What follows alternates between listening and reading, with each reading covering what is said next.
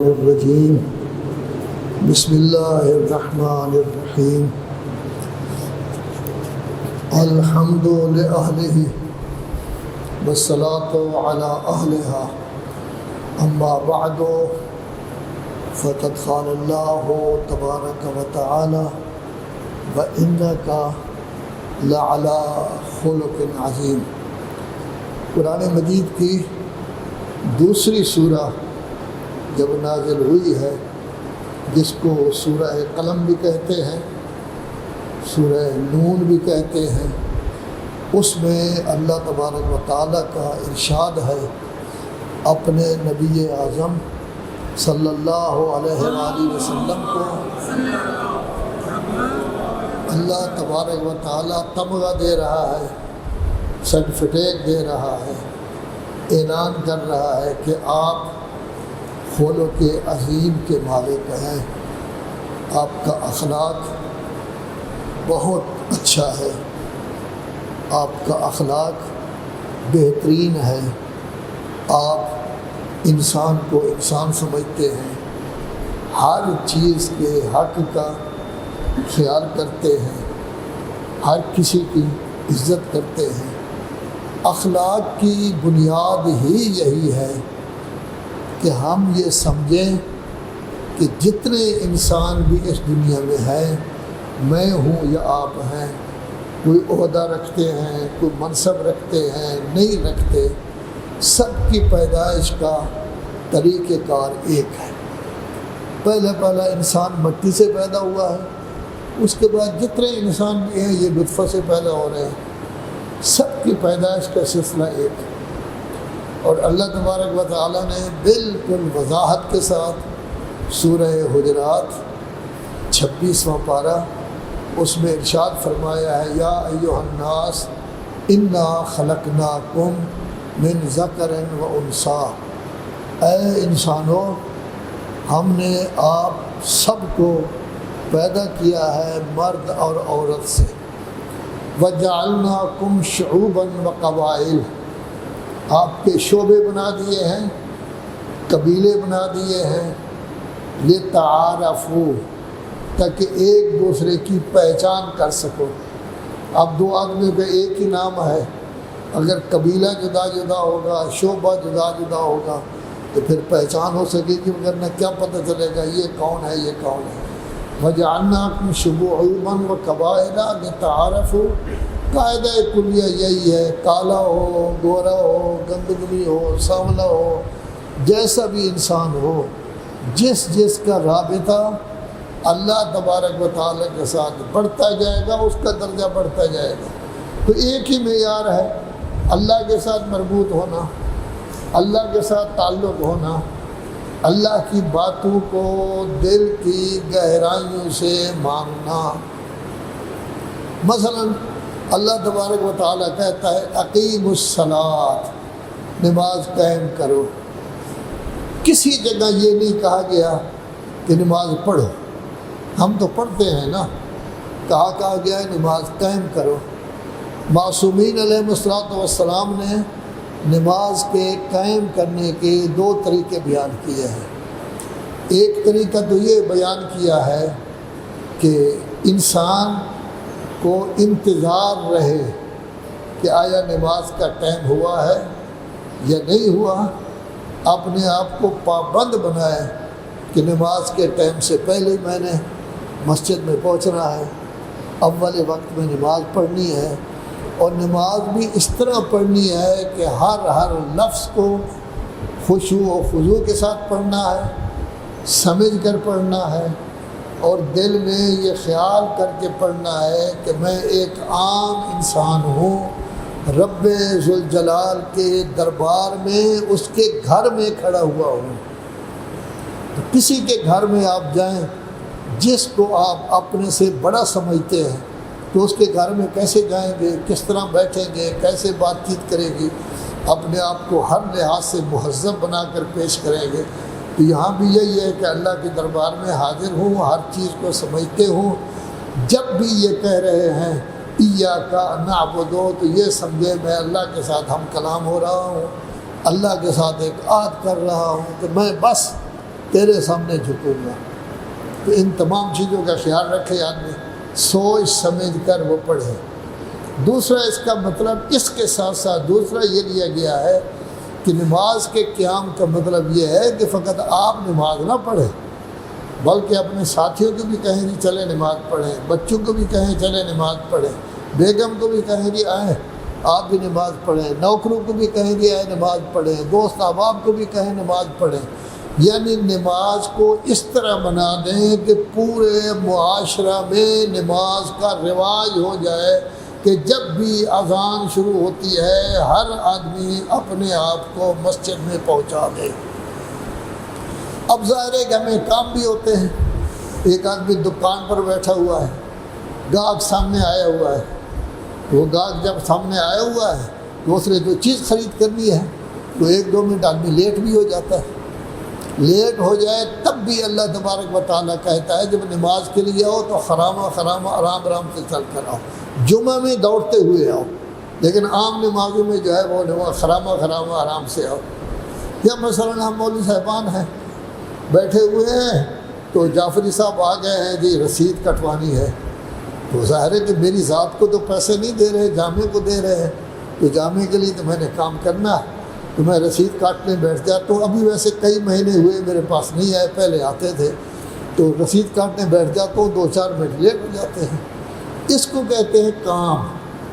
ایک دفعہ ایسا ہے کہ نہیں آدمی اپنے کمرے میں پھر رہا ہے، یہ کر رہا ہے وہ کر رہا ہے، خصوصاً طالب علموں کے کام ہی صرف 3 ہیں۔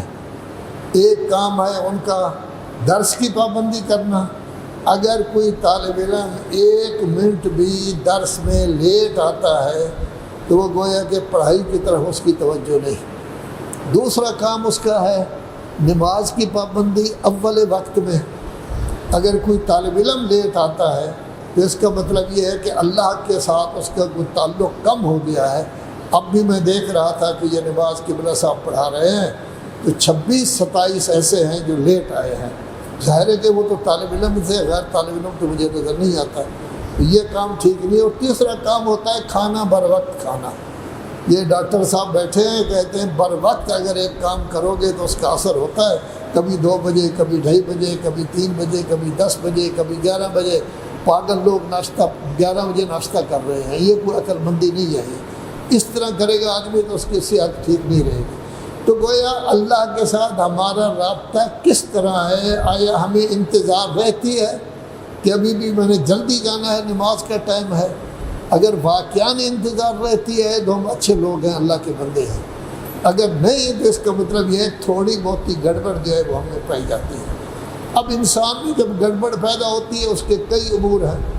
ایک تو میں نے ذکر کیا تھا تکبر ہے، دوسرا حرص و طمع ہے، تیسرا ذکر کیا گیا تھا حسد ہوتا ہے، چوتھی چیز آج ذکر کر رہے ہیں غرور اور عجب۔ غرور کا مطلب کیا ہوتا ہے؟ یہ غرور کا لفظ قرآن مجید میں بھی استعمال ہوا ہے۔ غرور کا لفظ کیا ہوتا ہے؟ غرور کا مطلب یہ ہوتا ہے اپنے آپ کو دھوکہ دینا، جہالت کی وجہ سے میں سمجھوں کہ جی میں بہت بڑی شخصیت ہوں، سب لوگوں کو میرے سامنے جھکنا چاہیے، یہ ہے جہالت۔ یا غفلت کی وجہ سے میں سمجھتا ہوں کہ توجہ نہیں ہے پوری میری، میں بہت بڑا آدمی ہوں۔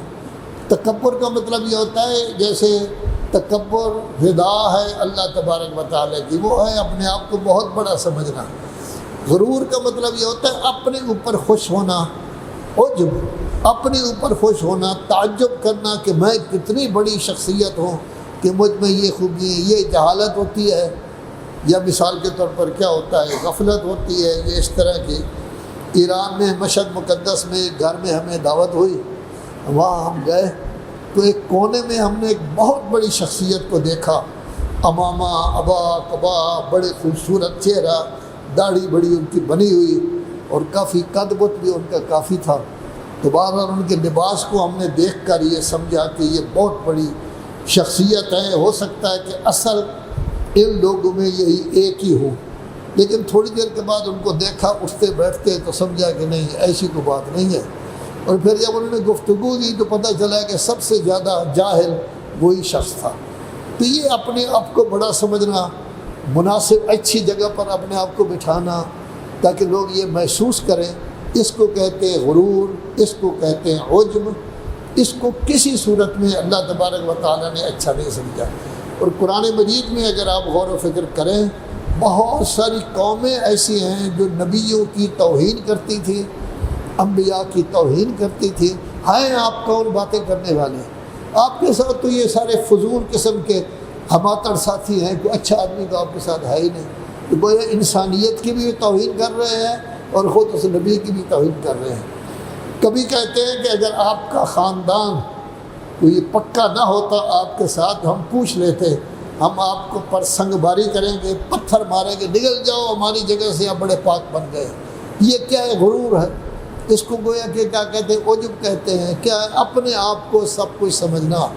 تو جو آدمی اپنے آپ پر خوش ہو، اپنے آپ کو سب کچھ سمجھے، اپنے آپ سے تعجب کرے کہ مجھ سا کون ہو سکتا ہے، اپنے آپ کو دھوکے میں رکھے، اس کو کہتے ہیں غرور بھی اور اس کو کہتے ہیں عجب بھی۔ کیوں؟ سب سے زیادہ انسان اپنے آپ کو پہچانتا ہے کہ میں کیا ہوں۔ کون ہے جس کو اپنے آپ کا پتہ نہ ہو؟ ہم اپنے آپ میں رجوع کریں کہ کیا ہم جھوٹ بولتے ہیں، کیا ہم وعدہ خلافی کرتے ہیں، کیا کسی کے پیسے لیں تو وعدے پر ہم نہیں دیتے، کیا ہم کسی جگہ سے کوئی چیز مل جائے شریعت میں جائز نہ ہو تب بھی لے لیتے ہیں۔ اگر یہ سارے کام ہم کر لیتے ہیں تو یہ تو عیب ہے، پھر ہم اچھے کیسے بن گئے، پھر ہم بڑے کیسے بن گئے؟ اپنے اوپر تعجب کیوں کریں، اپنے اوپر غرور کیوں کریں؟ ہم میں کون سی خوبی پائی جاتی ہے جس کی وجہ سے جو ہے وہ آدمی اپنے آپ کو غرور کرتا ہے؟ تو اپنے آپ کو ہر آدمی سمجھتا ہے کہ وہ کیسا ہے کیسا نہیں، اس کے باوجود اگر کرتا ہے تو یہ جہالت ہوگی، غفلت ہوگی، دماغ کی خرابی ہوگی، چاپلوس لوگ مل گئے ہوں گے ہر وقت ماشاءاللہ ماشاءاللہ آپ جیسا کون ہو سکتا ہے، اس کو آسمان پر پہنچا دیتے ہیں۔ تو نتیجہ کیا ہوتا ہے کہ وہ گڑبڑ ہو جاتا ہے۔ اسی واسطے آپ دیکھیں کوئی حکمران ابتدا میں جب آتا ہے تو اس کے تصورات بہت اچھے ہوتے ہیں، میں یہ کروں گا وہ کروں گا، لیکن اس کے بعد خوش آمدی تولا اس کے ارد گرد جمع ہو جاتا ہے، وہ غلط کام انہوں نے کرانے ہوتے ہیں، چند مہینوں کے بعد وہ اسی طرح ہو جاتا ہے جیسے باقی تھے، کوئی فرق نہیں پڑتا۔ یہ کیوں ہو جاتا ہے؟ اس واسطے کہ رفقا ٹھیک نہیں ہیں، دوست ٹھیک نہیں ہیں، اس کے بعد بیٹھنے والے ٹھیک نہیں ہیں۔ ایران میں دو علماء کرام میں تھوڑی سی چپکلش معمولی سی تھی، کوئی زیادہ نہیں تھی، تو علماء کرام جب ایک دوسرے کو جواب دیتے ہیں تو لطیف انداز میں دیتے ہیں۔ ایک عالم بہت بڑے تھے، ایک عالم ان سے نسبتاً چھوٹے تھے، تو بڑے عالم نے بھی تھوڑی سی معمولی تنقید کی، لیکن جو چھوٹا عالم تھا اس نے یہی کہا کہ جناب اگر کسی کو دیکھنا ہو کہ وہ کیسا ہے کیسا نہیں، اس کے دوستوں کو دیکھنا، جیسا دوست ہوگا ایسا وہی ہوگا۔ ان کا ایک دوست ایک بہت بڑا باطونی آدمی تھا، جو جھوٹ بھی بولتا تھا، سب کچھ تھا، وہ کرتا تھا یہ، تو اس طرح کی گویا کہ یہ ہوتا ہے۔ تو دوست اب آپ زیادہ تر لوگوں کو ایسی پھونک مارتے رہتے ہیں جس کی وجہ سے وہ بہت زیادہ چوڑا ہو جاتا ہے اور وہ کہتا ہے کہ مجھ سے جو ہے وہ کون ہو سکتا ہے۔ اللہ تبارک و تعالیٰ نے ان چیزوں کو جو ہے وہ سمجھا ہے کہ یہ کسی صورت میں ٹھیک نہیں ہے، لیکن یہ سب چیزیں یا جہالت کی وجہ سے ہیں، غفلت کی وجہ سے ہیں، یا یہ شخص دھوکے میں آ گیا ہے۔ اب دھوکہ دینا بھی دو قسم کا ہے، ایک انسان اپنے آپ کو دھوکہ دیتا ہے، ایک دفعہ یہ کوئی اس کو دھوکہ دیتا ہے، کوئی ایسا دھوکہ دیتا ہے کہ وہ غلط راستے پر جو ہے وہ چل پڑتا ہے۔ جیسے غبن بھی دو قسم کے ہوتے ہیں، ایک میں خود اپنے آپ کے ساتھ غبن کرتا ہوں، ایک یہ کہ کوئی اور میرے ساتھ غبن کرتا ہے۔ میں اپنے ساتھ غبن کروں، میں ایمان اذان ہو گئی ہے، میں خاموش بیٹھا ہوں جی، باتوں میں لگا ہوں، یہ میں خود اپنے آپ کو، لیکن دوست احباب میرے ایسے آ گئے ہیں جو انہوں نے مجھے مشغول کر رکھا ہے، تو وہ مجھے غبن میں رکھ رہے ہیں۔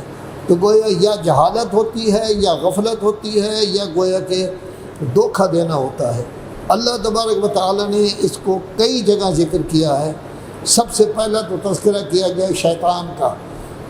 شیطان تکبر بھی تھا اور ساتھ ہی ساتھ غرور بھی تھا۔ انا خیر من، میں آدم سے بہتر ہوں۔ کیوں بہتر ہوں؟ یہ کہ اللہ آپ نے مجھے پیدا کیا ہے آگ سے، آگ اوپر کی طرف جاتی ہے، شعلے اوپر اٹھتے ہیں، اور اس کو پیدا کیا ہے مٹی سے، مٹی نیچے کی طرف جاتی ہے، پاؤں کے نیچے ہوتی ہے، لہذا مٹی جو ہے وہ گویا کہ ٹھیک نہیں ہے، آگ جو ہے وہ بہت اچھی چیز ہے، حالانکہ آگ تو جلا دیتی ہے، اور مٹی میں ایک دانہ ڈالے 700 دانے مل جاتے ہیں، وہ سمجھ نہیں سکا، دھوکے میں آ گیا تو یہ کہہ رہا تھا یہ۔ دوسرا، کبھی کبھی ایسا ہوتا ہے کہ نبی کی توہین کرتے ہوئے، جیسے حضرت نوح کی توہین کرتے ہوئے قوم کے سردار ایک جگہ جمع ہوتے ہیں، وہ کہتے ہیں ما نراک الا بشرا مثلنا، ہاں جیسے ہم عام بندے ہیں تو آپ بھی عام بندی ہیں، تو آپ نبی بن گئے، یہ کہتے ہیں میں نبی بن گیا ہوں، میرا درجہ کیسے آپ کا درجہ جو ہے وہ زیادہ ہو گیا ہے۔ وما نراک اتبعک الا الذین اراذلنا باد الرأی، آپ کے جتنے بھی ساتھی ہیں جو آپ پر ایمان لے وہ سب ہماتر ساتھی ماجھے ساجے ہیں، ناکارہ ہیں، جن کے پاس کھانے کے لیے کچھ نہیں، اٹھنے کے لیے۔ تو پہلے توہین کی نبی کی، پھر ان کے ساتھ جتنے مومنین تھے ان کی توہین کی کہ یہ سب ناکارہ ہیں، کیونکہ وہ امیر آدمی نہیں تھے۔ امیر آدمی جلدی سے ایمان نہیں لاتا، وہاں دباؤ ہوتا ہے مال و دولت کا، وہ سمجھتا ہے مجھے کس چیز کی کیا ضرورت ہے کہ میں اللہ کے سامنے جھکوں۔ یہ غریب آدمی زیادہ تر جو ہے وہ فوراً اللہ کی طرف آ جاتے ہیں، تو ہم دیکھتے ہیں کہ ہماتر ساتھی آپ کے ساتھ ہیں۔ تیسرا کہتے ہیں وما نرى لكم علينا من فضل، ہم نہیں سمجھتے کہ اے نبی آپ کو ہم پر کوئی فضیلت ہے، ہم جیسے ہیں آپ لوگ۔ اور آخری ٹیپ کا ان کا بند ہے بل نظنکم کاذبین، ہمیں تو خیال یہ آپ جھوٹے ہیں۔ تو پہلے کہا ہے آپ کی کوئی ویلیو نہیں ہے، پھر کہا ہے کہ آپ کے ساتھی سارے ہماتر ساتھی ہیں، نکارہ ہیں، پھر کہا ہے کہ آپ کو ہم پر کوئی فضیلت نہیں ہے، پھر کہا ہے کہ ہم تو آپ کو جھوٹا سمجھتے ہیں۔ تو گویا نبی کی بھی توہین کر رہے ہیں، نبی کے ساتھ ماننے والوں کی بھی توہین کر رہے ہیں، اور ان کو جھوٹا کہہ رہے ہیں۔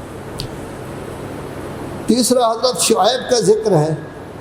شعیب نبی تھے، بہت بڑے نبی تھے، جن کے پاس حضرت موسیٰ نے پناہ لی تھی، پھر ان کی بیٹی کے ساتھ شادی بھی ہو گئی، پھر ان کی بکریاں چراتے رہے، بکریوں میں حصہ بھی ہو گیا، پھر بکریاں لے کر، بیگم لے کر، بچے لے کر جا رہے ہیں، راستہ میں بچے کی پیدائش بھی ہوئی ہے اور نبوت بھی راستہ میں مل گئی ہے۔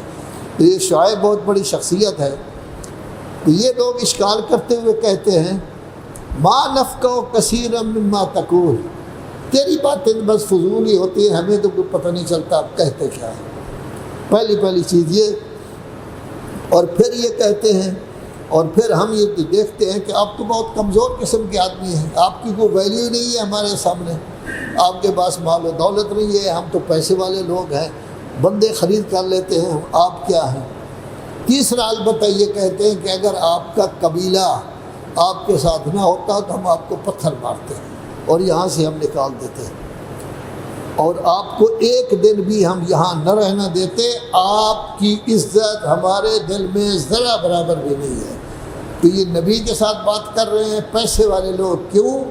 غرور ہے، اپنے آپ کو بڑا سمجھ رہے ہیں، اپنے آپ کے ساتھ تعجب ہے، وہ سمجھتے ہیں کہ ہم شخصیت ہیں۔ فرعون اپنی قوم کو کہہ رہا ہے، حضرت موسیٰ گئے ہیں، ہارون گئے ہیں، عام سے کپڑے ہیں، عام آدمی ہیں، کوئی اتنی زیادہ بڑی ویلیو نہیں ہے، وہ بادشاہ ہے، اپنے آپ کو رب اعلیٰ کہتا ہے، پھر پورے ملک کا بادشاہ ہے۔ جس وقت یہ دونوں گئے ہیں تو فرعون نے اپنی قوم کو پکار کر کہا یا قوم الیس لی ملک مصر، مصر کی بادشاہت کا کیا میں مالک نہیں ہوں؟ تو کہا کہ میرے محتاج تو پورا مصر ہے، میں مصر کی بادشاہت کا مالک ہوں۔ ایک وہاذل انہار و تجری من تحتی، یہ دریائے نیل چل رہا ہے، یہ نہریں چل رہی ہیں، یہ سب کے سب میرے محتاط ہیں، میرے قبضہ قدرت میں ہیں، یہ نہریں بھی میرے ساتھ چل رہی ہیں۔ افلا تبصرون، کہ آپ لوگ دیکھ نہیں رہے کہ دو نفر عام آ گئے ہیں اور میری شخصیت کیا ہے کہ میں بادشاہ بھی ہوں اور یہ نہریں وغیرہ ساری دنیا جو ہے، تو مجھے یہ بتاؤ میں بہتر ہوں یا یہ دو آدمی بہتر ہیں؟ ام انا خیرون، یا میں بہتر ہوں یا یہ بہتر ہیں؟ کیا آپ لوگوں کے لیے واضح نہیں ہو رہا کہ میں بہتر ہوں یا یہ لوگ جو ہے وہ بہتر ہیں؟ تو گویا یہ ہوتا ہے غرور، اپنے آپ کو دھوکہ دینا، یا اس کی جہالت ہے یا غفلت ہے یا اپنے آپ کو دھوکہ دے رہا ہے، اپنے آپ کے ساتھ غبن کر رہا ہے، اپنے آپ کو بڑا سمجھ رہا ہے، حالانکہ تو بھی انسان ہے، وہ بھی انسان ہے، وہ بھی نبی ہیں اگرچہ، لیکن اللہ تبارک و تعالیٰ کی مخلوق ہے، تو بھی اللہ تبارک و تعالیٰ کی مخلوق ہے، تمام چیزیں اللہ تبارک و تعالیٰ کی قبضہ قدرت میں ہیں، اس وقت تو بادشاہ ہے اسی نیل میں جس کو تو بہت بڑا سمجھتا ہے، اور یہ پانی کی وجہ سے آپ کی زمینیں آباد ہے، اسی نیل میں تو غرق ہو جائے گا، تیرا کچھ بھی نہیں بچے گا، اور جن کو تو سمجھ رہا ہے ناکارہ لوگ یہ حاکم بن جائیں گے۔ چنانچہ بعد میں یہی کہا گیا ہے کہ ہم نے ان کی حکومت کو ختم کر دیا اور موسیٰ کے لوگوں کو اس کا بادشاہ بنا دیا۔ تو گویا کہ یہ تو سب چیزیں اللہ کی ہے، کوئی شخص یہ نہیں کہہ سکتا کہ میں ہی سب کچھ ہوں، جو کچھ میں کہتا ہوں یہ ایسی صورت میں جو ہے وہ ہونا چاہیے۔ تو اصل میں انسان اپنے آپ کو دھوکہ دیتا ہے کہ میں کوئی شخصیت ہوں۔ اصل چیز یہ ہے کہ آیا میں ہوں یا آپ، ہمارا وقار کس قدر ہے۔ اگر آپ کا یہ میرا وقار رب العزت کی بارگاہ میں ہے تو ہم فائدہ میں رہیں گے، اگر ہماری اپنی بارگاہ میں ہے تو اس کا کوئی فائدہ نہیں۔ خدایا محمد و آل محمد کا واسطہ ہماری یہ مختصر سی عبادت قبول فرما، اس مختصر سی عبادت کا ثواب کثیر عطا فرما، تمام شرکاء کی حاجت روائی فرما، سب گھروں میں خیر و برکت عطا فرما، سب کے رزق میں وسعت پیدا فرما، سب کی عزت عظمت میں اضافہ فرما، جان و مال و ناموس کی حفاظت فرما۔ خدایا محمد و آل محمد کا واسطہ طلبہ کرام کی توفیقات میں اضافہ فرما، امتحان دینے والوں کو امتحانات میں کامیاب و کامران فرما، علماء کرام کی عظمت میں اضافہ فرما، مومنین کرام کے وقار میں اضافہ فرما۔ خدایا محمد و آل محمد کا واسطہ ہمارے جو ساتھی اس دنیا سے چلے گئے ہیں ان کے درجات بلند فرما، جو موجود ہیں ان کی توفیقات میں اضافہ فرما، اسلام کا بول بالا فرما، امام زمانہ کا ظہور جلد فرما، ملت مسلمہ کی مشکلات امام کے صدقہ میں دور فرما۔ خدایا تجھے اپنی عزت و جلالت کا واسطہ ہم سب کو سوائے اپنے